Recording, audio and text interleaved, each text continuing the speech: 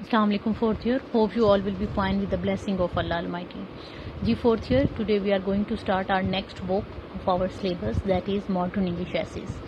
जी, जो बुक हम लोगों ने नेक्स्ट स्टार्ट करनी थी वो है मॉडर्न प्रोज की मॉडर्न इंग्लिश एसेज, और स्क्रीन पे जो आपको बुक नज़र आ रही है वो है to the point on a selection of modern English essays, short notes revised updated by professor Aftab Ahmad.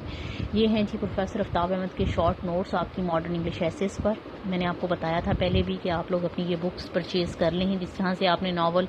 The old man and the सी के लिए प्रोफेसर आफ्ताब अहमद के नोट्स परचेज़ किए थे, इसी तरह अब आप मॉडर्न इंग्लिश एसेज के लिए भी प्रोफेसर आफ्ताब अहमद के ही परचेज़ कर लें। ठीक है, मैं आपको तमाम इंपॉर्टेंट क्वेश्चन जो आपके मॉडर्न प्रोज के होंगे वो मैं इसी से प्रिपेयर करवाऊंगी, तो आप लोग अपनी ये बुक्स परचेज कर लें। So today we are going to start our first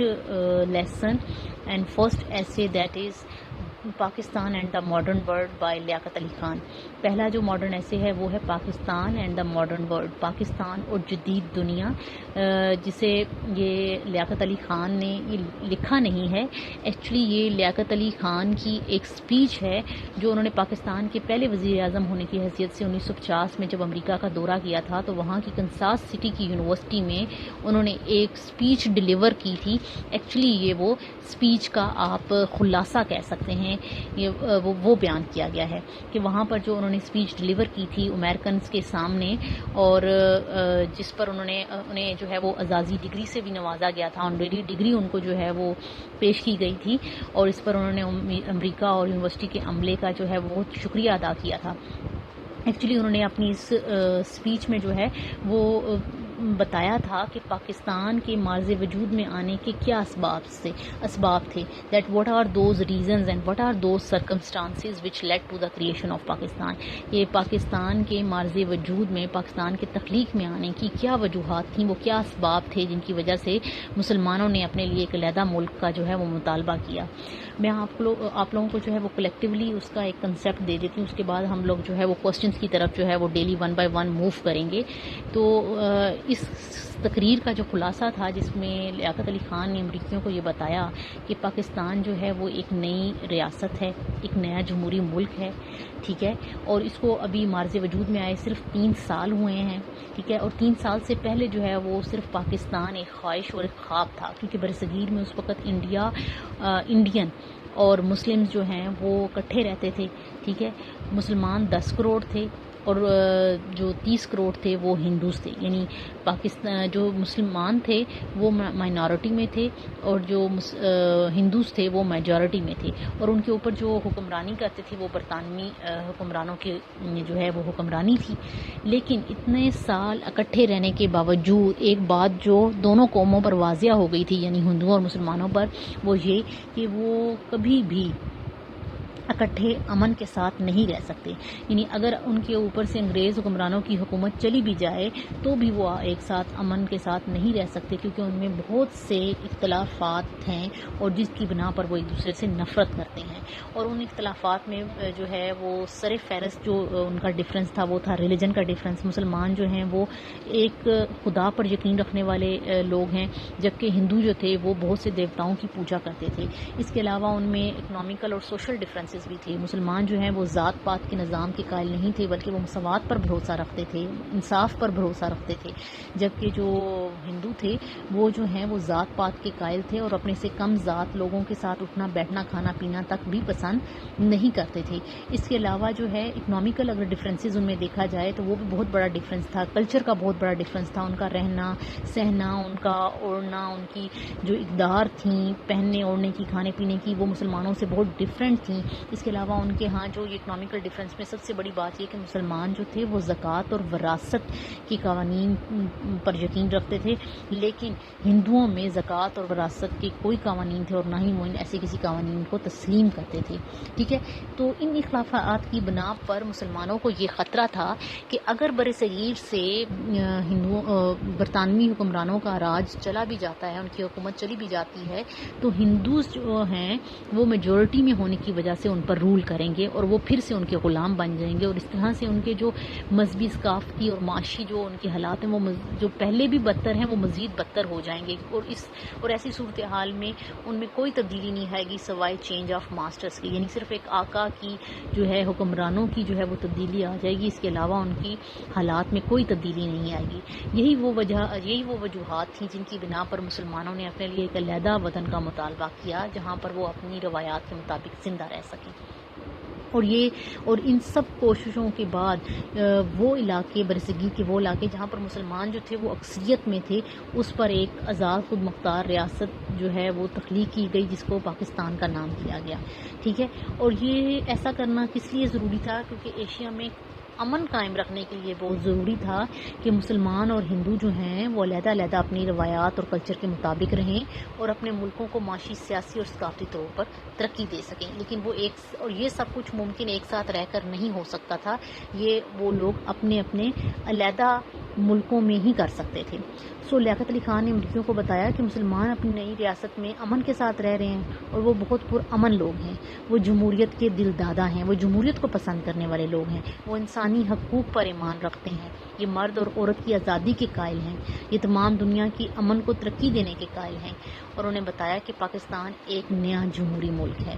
اچھا، اب یہاں پر نہ صرف انہوں نے وہ اسباب بتائے، وہ ریزنز بتائیں جن کی وجہ سے مسلمانوں کو ایک علیحدہ وطن کی ضرورت تھی، بلکہ انہوں نے وہ ان ڈیفیکلٹیز کا بھی ذکر کیا جو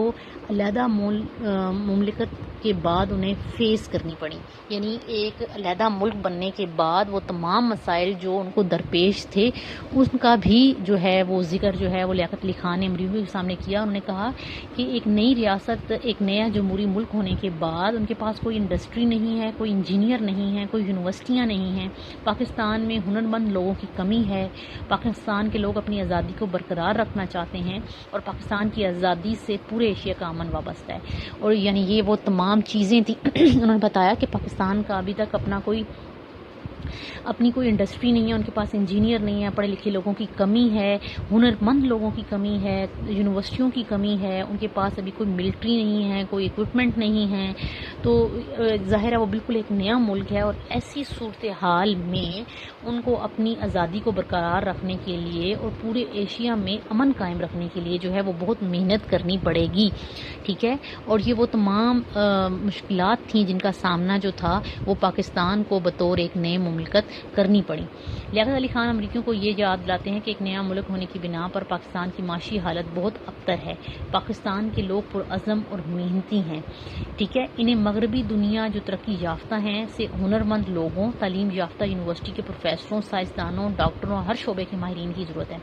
اچھا، اب یہاں پر لیاقت علی خان نے ان کو بتایا کہ ایک نیا ملک ہونے کی بنا پر پاکستان کو کن حالات کا، کن معاشی مشکلات کا سامنا ہے، ٹھیک ہے، یعنی اب وہ ریزنز تو پہلے انہوں نے بتا دیں کہ کن ریزنز کی بنا پر انہوں نے ایک نیا ملک ان کو چاہیے تھا مسلمانوں کو، اس کے بعد انہوں نے بتایا کہ ایک نیا ملک حاصل کرنے کے بعد ایک نیا ملک ہونے کی حیثیت سے انہیں کون سی مشکلات کا سامنا کرنا پڑا، ٹھیک ہے، یہ دوسری بات ہو گئی۔ تیسری بات یہ انہوں نے بتایا کہ ایسی صورتحال میں ویسٹرن ورلڈ کو جو ہے وہ اپنا رول پلے کرنا ہوگا، مغربی دنیا جو کہ ترقی یافتہ ممالک پر مشتمل ہے ان لوگوں کو اپنا جو ہے وہ مثبت کردار ادا کرنا ہوگا، اور وہ اپنا مثبت کردار کس طرح سے ادا کر سکتے ہیں، پاکستان کو کس طرح سے ہیلپ آؤٹ کر سکتے ہیں، اپنے ہنر اور اپنے نالج کو ان کے ساتھ شیئر کر کے،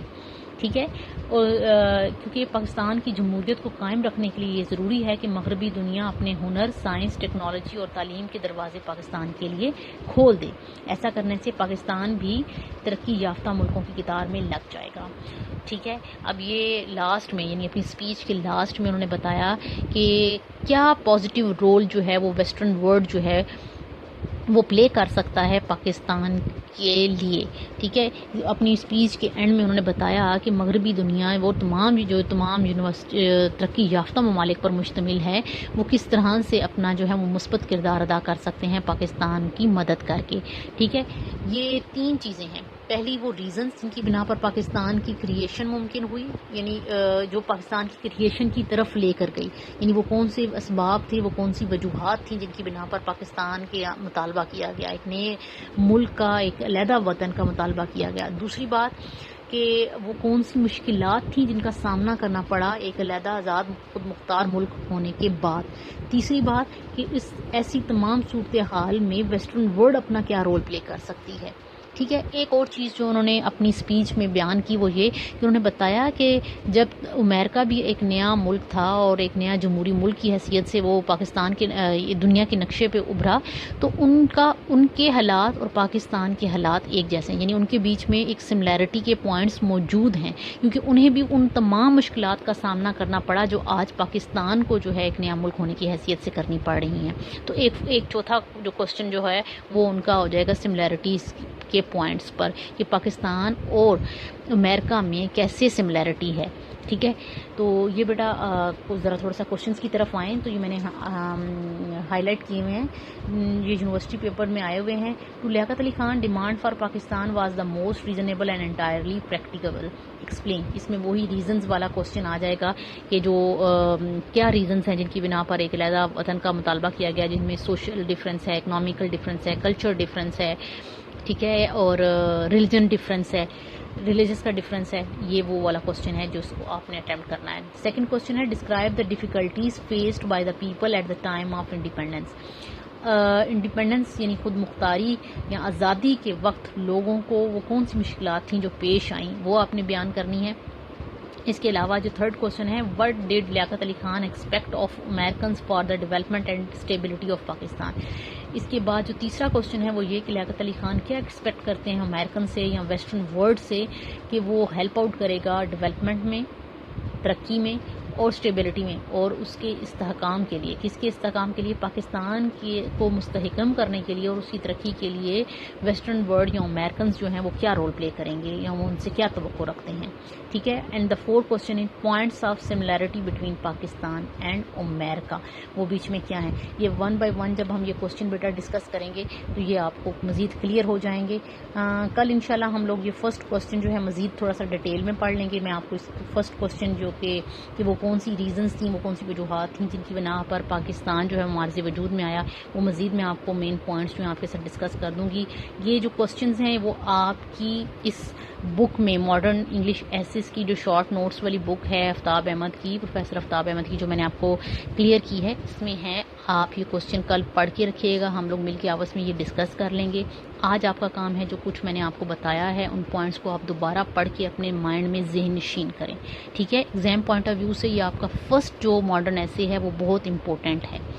تو آپ نے اس کو اچھے طریقے سے کرنا ہے. کل انشاءاللہ ہم لوگ ایک فرسٹ کوسچن اس کا ڈسکس کریں گے. ٹل دین اللہ حافظ, ہیو اے نائس ڈے.